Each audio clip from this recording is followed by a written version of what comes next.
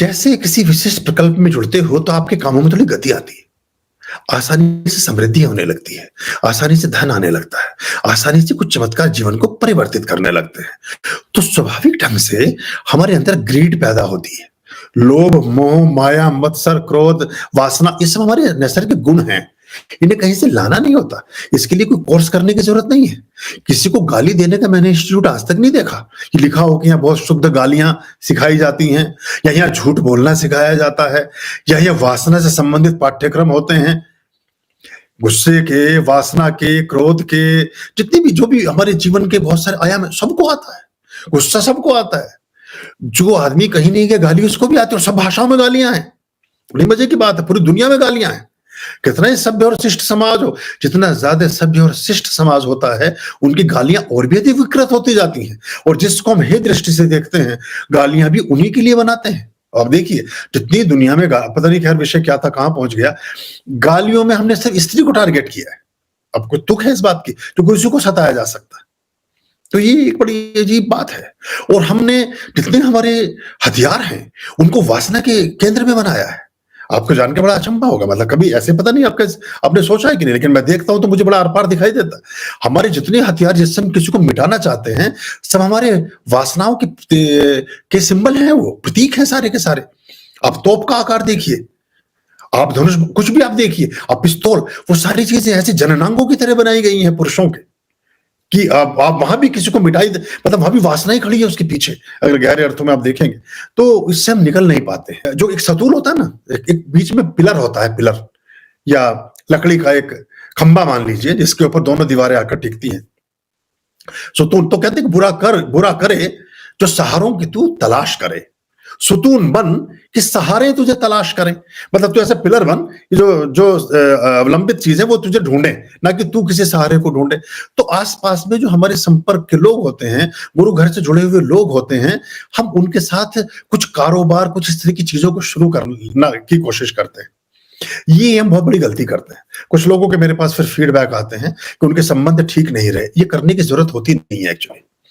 कुछ तो स्थान ऐसे बचाकर चलोगे जहां आपने 3-13 नहीं करना है, जहां 90-99 नहीं करना है। यहां परमात्मा के लिए चले थे कि 90-99 करने चले थे। जो 90-99 करने चले हैं वो दुखी और परेशान ही रहते हैं। बुरा मत मानना मेरी बात का, पर आपको ऐसे नहीं समझाऊंगा तो इसमें भी आपकी गलती होगी। तुरंत समझ में आने लगता है कि 150 लोग या 200 लोग, 300 लोग इकट्ठे हैं, इन्हें कुछ बेचने लगो, इनसे कुछ लेने लगो, इनसे ये सब कर लो। तो आपके गुरु की तो मूल धारणा से ही पृथक हो गए आप। क्या आपने ऐसा गुरु पकड़ा था जो कुछ बेचने निकला था, जो कुछ सेल कर रहा था, जो कुछ आपसे फीस वसूल कर रहा था, जो कुछ कॉमर्शियल एंगल रखता था? क्या प्राथमिक बिंदु ये था क्या जुड़ने का? नहीं था ना। तो जब गुरु ही आपने ऐसा पकड़ा था तो आपने तो उसकी देशना के बिल्कुल ही विपरीत काम चालू कर लिया। तो आप कैसे चल पाएंगे सारे प्रकल्प में? और हमारी यूएसपी ही ये है शुद्धता की। तो फिर थोड़े दिन बाद आपको कष्ट होने लगता है। फिर आपके मैसेजेस आते हैं, फलाने आदमी ने पैसे मार लिए, फलाने आदमी ने ये कर लिया। आपको जरूरत ही नहीं थी उस सबको करने की। आप चले थे हरिभजन को, ओटन लगे खपास। आप परमात्मा को खोजने चले थे कि पदार्थ को, और पदार्थ को खोजने चले थे तो पदार्थ के साथ आने वाली विसंगतियां, दुनिया के विषयों में समाहित होने वाले विकार, उस पदार्थ, उसके परिणाम की प्रतिछाया होंगे। फिर तो वो आपको प्राप्त होना ही है, उसमें तो दिक्कत आनी ही है। मैं तो यहां तक भी कहता हूं कि अगर आप अब क्लबिंग करते हैं, आप देखिए, कभी इसको प्रतीकात्मक ढंग से अगर सोचे, आप किसी प्रेमिका से कभी मिलने जाते हैं, शेयर करते हैं क्या ऑटो कि नहीं मैं टैक्सी वाले को किसी को मैसेज भेजे, मैं आज फलानी अपनी प्रेमिका या प्रेमी से मिलने जा रहा हूं या जा रही हूं, कोई है जो मुझे वहां तक छोड़ दे, आपस में शेयर कर लेंगे, 500 रुपए आपको दे दूंगा, मैं 200। आप हवा भी नहीं लगने देते किसी को। ये परमात्मा का काम भी ऐसा ही है।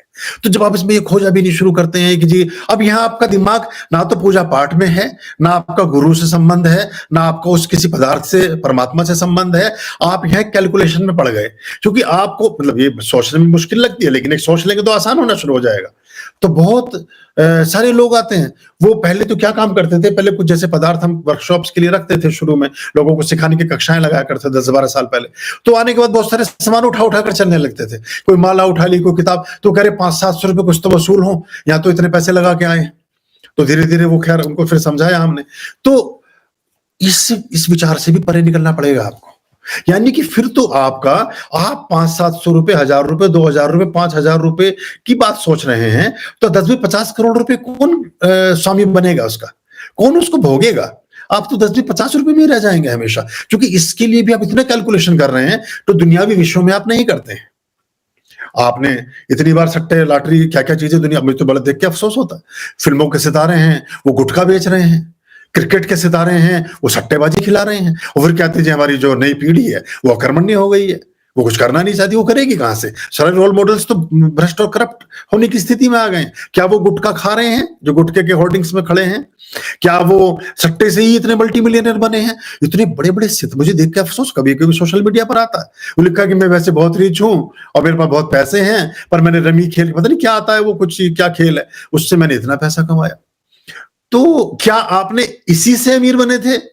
क्या अमीर बनने के बाद लोगों को इस विज्ञापन का पैसा वसूल कर रहे हो आप? इससे तो हम अमीर नहीं बने थे। आप अपने बैट बैट बल्ले से अमीर बने थे। आप अपनी प्रतिभा और अपने प्रदर्शन से अमीर बने थे। आप सट्टे से अमीर ना बने थे। तो ये हम इसके मूल में कभी नहीं जाते। तो ऐसे ही जब आप साथ में जुड़ते हैं, तो आप जुड़ने के बाद ये एकले चलो रे भोजन और भजन नितांत निजी होता है। आपका अपना होता है। जब आपसे बहुत सारी चीजों को क्लब करना शुरू करते हो ना, आप सारा कुछ अपना पुण्य भी फिर बांटने की दिशा में आ जाते हो।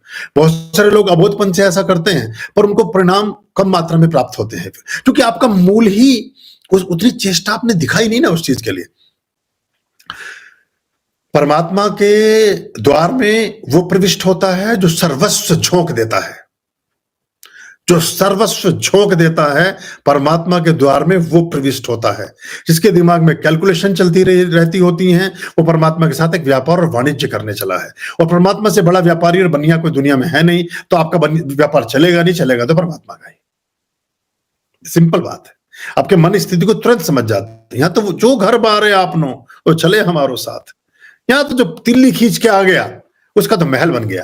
और जो सोच रहे नहीं नहीं मैं ये करूं, मैं वो करूं, वो गुनगुना 4-5 नावों में सवारी करता है साथ साथ, वो कहीं भी नहीं जाता, मुश्किल हो जाती है उसके साथ। तो यहाँ छलांग है, अध्यात्म छलांग है, गुरुता छलांग। गुरु के घर में छलांग लगा सकते हो आप धीरे धीरे ना उतर सकोगे इधर या उधर, फिर चाहे गिरे, चाहे मरे, चाहे जो कुछ हुआ, सभी ने जिन्होंने ऐसा किया वही हो आपको परमात्मा आपके अनुष्ठान में बैठने से आपको करोड़पति बना सकता है। इस पर आपको जरा भी विश्वास नहीं है। आप अपने 500 रुपए बचा लेंगे किसी के साथ टैक्सी क्लब करके या बस में चढ़ के, उस पर विश्वास है, तो जिस पे विश्वास है वही फलित होगा। फिर 50 करोड़ ना आ सकेंगे, 500 रुपए आएंगे।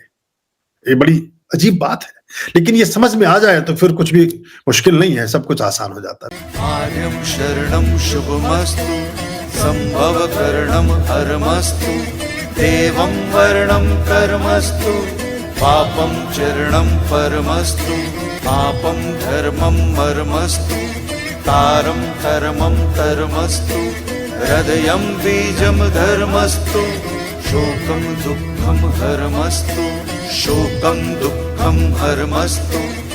आर्यं शरणं शुभमस्तु, संभव करणं हरमस्तु, देवं वर्णं कर्मस्तु, पापं चरणं परमस्तु, पापं धर्मं मर्मस्तु, तारं कर्मं कर्मस्तु, हृदयं बीजं धर्मस्तु, शोकं दुःखं हरमस्तु, शोकं दुःखं हरमस्तु, पापं धर्मं मर्मस्तु, तारं कर्मं कर्मस्तु, हृदयं बीजं धर्मस्तु, शोकं दुःखं हरमस्तु, शोकं दुःखं हरमस्तु, शोकं दुःखं हरमस्तु।